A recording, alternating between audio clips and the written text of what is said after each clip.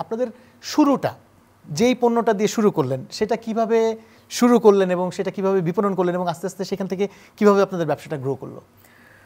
1991 সালে এই ব্যবসাটা আসলে শুরু হয় আমার বাবার দ্বারা। সেই 24 পিস ব্লেন্ডার এখন দিয়ে শুরু হয়। আর বর্তমানে 2025 সাল, আমরা এখন 450 প্রোডাক্ট নিয়ে কাজ করি সম্পূর্ণ মিয়াকো ব্র্যান্ডিংয়ের। 1991 থেকে 2005-06 পর্যন্ত সম্পূর্ণরূপে আমদানি নির্ভর। এর পরবর্তীতে স্টিল আমদানি নির্ভর, কিন্তু আমরা প্ল্যান চলছে কিভাবে সংযোজনের দিকে যাওয়া যায়।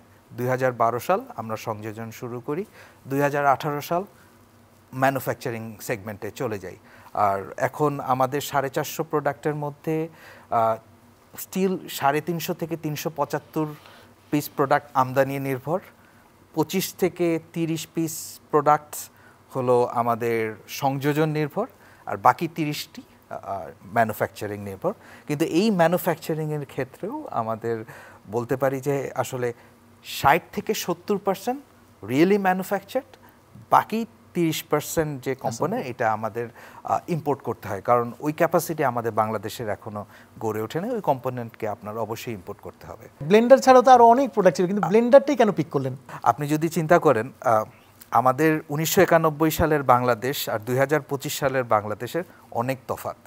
ওই সময় সবাই চুলাতে ভাত রান্না করতো, আর এখন রাইস কুকারে ভাত রান্না করে। কিন্তু ফলের রস অনেক কমফোর্টেবল ইন ব্লেন্ডার, হাতে চিবানোর থেকে। সো হয়তোবা ব্লেন্ডারই আমাদের মেইন জিনিসটা ছিল ওই সময় মার্কেট অনুযায়ী, যে best product for that times Bangladesh.